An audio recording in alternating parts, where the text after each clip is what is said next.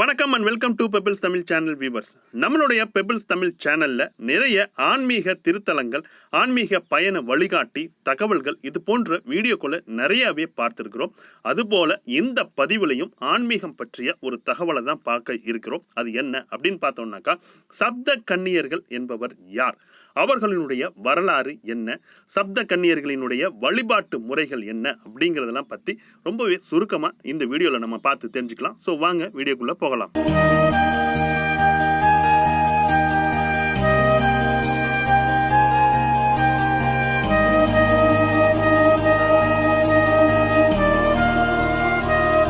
நம்மள பெரும்பாலோர் சக்தி வழிபாடு அப்படிங்கிறத ரொம்பவே சிறப்பாகவே செய்வாங்க. அதுலேயும் ஆடி வெள்ளி தை வெள்ளி காலகட்டங்களில் பெண்கள் அம்மன் ஆலயங்களுக்கு சென்று சக்தி வழிபாடை சிறப்பாக செய்வாங்க. அம்மனுடைய பரிவார தேவதைகளாக ஒவ்வொரு அம்மன் ஆலயங்கள்லையும் அமைந்திருக்கின்ற இந்த 7 கன்னியர்கள் தான் சப்த கன்னியர்கள் அப்படின்னு சொல்லப்படுது. அம்மன் வழிபாடான இந்த சக்தி வழிபாட்டில் ஒரு பிரதான வழிபாடும் இந்த சப்த கன்னியர்களுக்கு உண்டு. சக்தி வழிபாட்டினுடைய ஓர் அங்கமாக பரிவார தேவதைகளாக இருக்கின்ற இந்த சப்த கன்னியர்கள் என்பவர்கள் யார் யார், அவர்களுடைய வரலாறு என்ன அப்படிங்கிறத இப்போ நாம பார்க்கலாம்.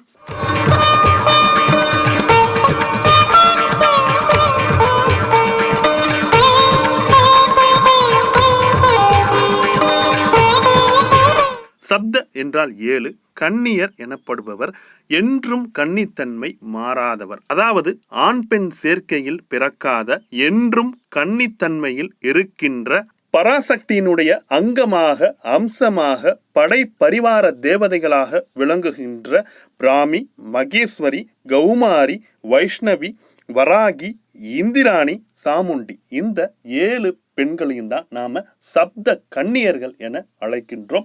இவர்கள் தோன்றியதற்கான வரலாறு என்ன அப்படிங்கிறத பார்க்கலாம். சப்த கன்னியர்களினுடைய வரலாற்றை நாம் குமார சம்பவம், விஷ்ணு புராணம் போன்ற புராண நூல்களிலிருந்தும் நாட்டார் கதை வழியாகவும் அறிய முடிகின்றது. இந்த சப்த கன்னியர்களுடைய வழிபாடு அப்படிங்கிறது கிராமப்புறங்களில் ஒரு குலதெய்வ வழிபாடாக தான் இன்றளவும் பெரிய அளவில் செய்யப்பட்டு வருகிறது. அதனால சப்த கன்னியர்களினுடைய வரலாறு அப்படிங்கிறது இந்த நாட்டார் கதை வழக்கத்தின்படி அந்தந்த வட்டாரத்திற்கேற்ப நிறைய வரலாறுகள் சொல்லப்படுது. இந்த தல வரலாற்று கதைகளின்படி நாம முதல்ல புராணத்தின் வழி சொல்லப்படுகின்ற வரலாற்று கதை என்ன, அதன் பிறகு பொதுவான நாட்டார் கதை வழக்கு என்ன அப்படிங்கிறத பார்க்கலாம்.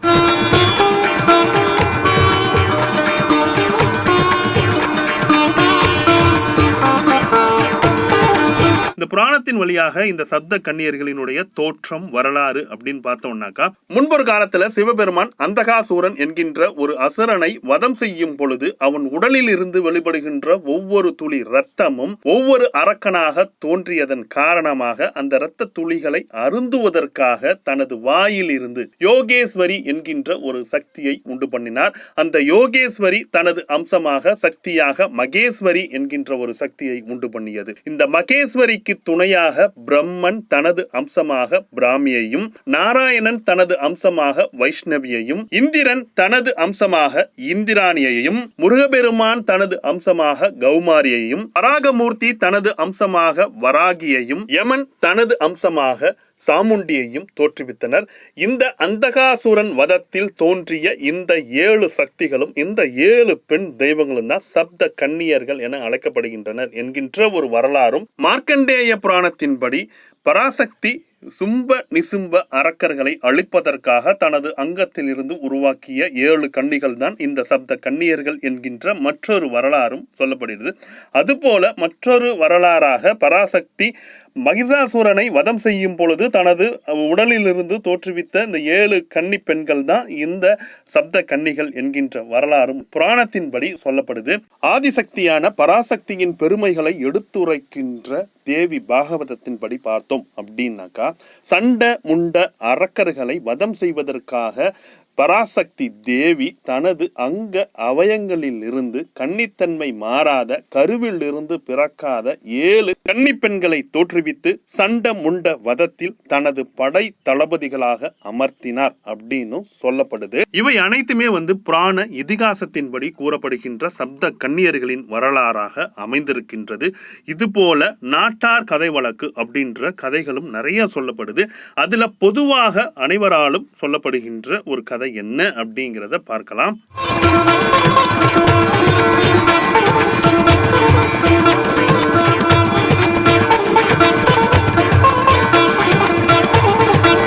கிராமப்புறங்களில் முன்னோர்கள் சொல்கின்ற வரலாற்று கதையின்படி பார்த்தோம் அப்படின்னாக்கா, பார்வதி அம்மன் பட்டத்தால், அருந்தவம், பூவாள், பச்சையம்மன், காத்தாயி அம்மன், பூங்காவனம், இந்த 7 பெண் தெய்வங்கள் தான் சப்த கன்னியர்கள் என்று சொல்லப்படுகிறது.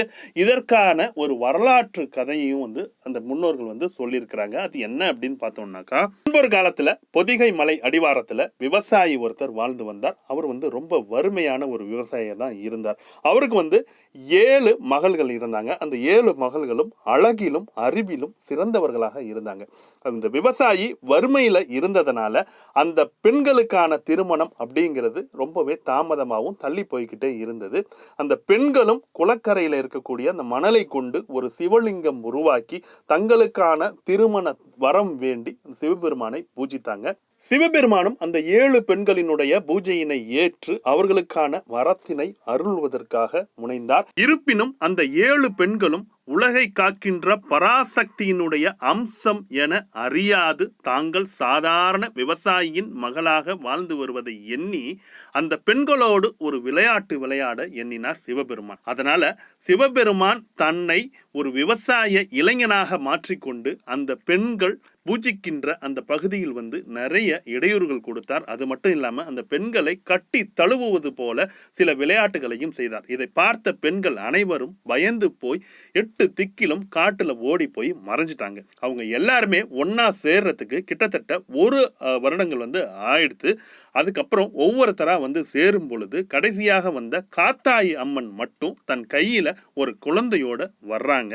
மற்ற 6 பெண்களும் அந்த காத்தாயி அம்மன் கையில் இருந்த குழந்தையை பார்த்து இது யாருடைய குழந்தை அப்படின்னு கேட்கிறப்போ அதற்கு காத்தாயி அம்மன் இது நாம் பூஜை செய்யும் பொழுது நமக்கு தொந்தரவு கொடுத்த அந்த விவசாய இளைஞனோட குழந்தை அப்படின்னு சொல்றாங்க. இதை நம்ப மறுத்த அந்த மற்ற 6 சகோதரிகளும் காத்தாயி அம்மனிடம் நீ சொல்றது பொய், அதனால நீ ஒரு தீக்குண்டம் உருவாக்கி அதுல இறங்கி மீண்டும் உயிரோடு வந்தாக்கா நாங்க இந்த குழந்தை அவரோட குழந்தை தான் அப்படின்னு நம்புறோம் அப்படின்னு சொன்னாங்க. அதன்படியே ஒரு தீக்குண்டம் வளர்க்கப்பட்டு காத்தாயி அம்மன் தனது கை குழந்தையோடு தீயில் இறங்கும் பொழுது சிவபெருமான் தோன்றி அவர்களை தடுத்து இவை அனைத்தும் தம்முடைய விளையாட்டு என்றும் நீங்கள் எழுவரும் பராசக்தியினுடைய அவய அங்கங்களிலிருந்து தோன்றிய சக்தியின் அம்சங்களே அப்படின்னும் விளக்கி சொல்றார். அது மட்டும் இல்லாம நீங்க இந்த பூ உலகுல 7 கன்னிகளாக பிறந்திருக்கிறீங்க.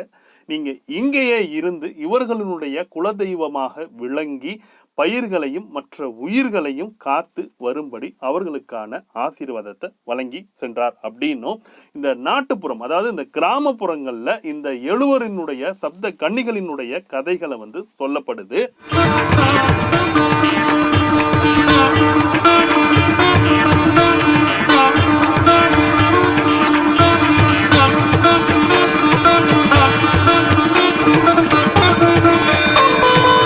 இவ்வரலாற்று கதையின்படி பார்த்தோம் அப்படின்னாக்கா, பார்வதி அம்மன் பட்டத்தால், அருந்தவம், பூவாள், பச்சையம்மன், காத்தாயி அம்மன், பூங்காவனம் இவர்கள் அனைவருமே பார்த்தோம்னா அந்த கன்னி தன்மையில இருக்கும் பொழுது சிவபெருமானுக்கு பயந்து காட்டுல ஓடி ஒளிஞ்சாங்க. அவங்க கிட்டத்தட்ட 1 ஆண்டுகள் இருந்த இடத்துல பார்த்தோம்னா அவங்களுக்கான தனி கோவில்கள் தனித்தனியா இருக்கிறதையும் நாம பார்க்க முடியும்.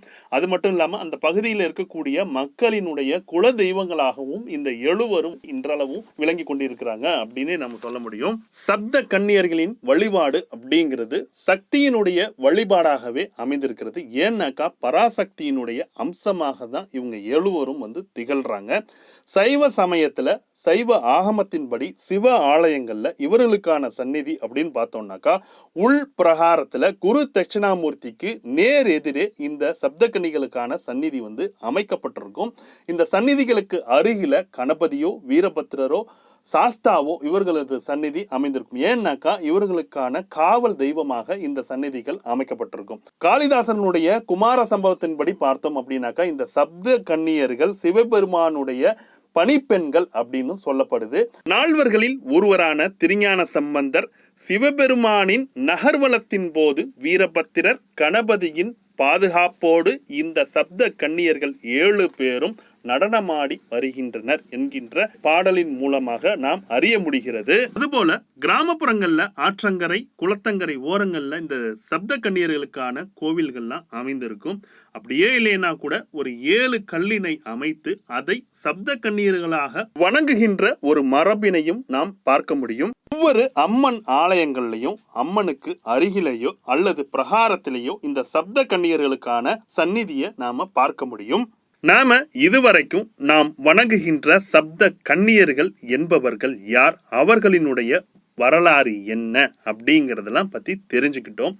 அடுத்ததா இவர்கள் ஒவ்வொருவரை பற்றியும் தனித்தனியாக அவர்களின் சிறப்புகள், அவர்களை வழிபடும் முறை, அவர்களுக்கான பிரார்த்தனை என்ன அப்படிங்கிறத நாம அடுத்த எபிசோடுல பார்த்து தெரிஞ்சுக்கலாம்.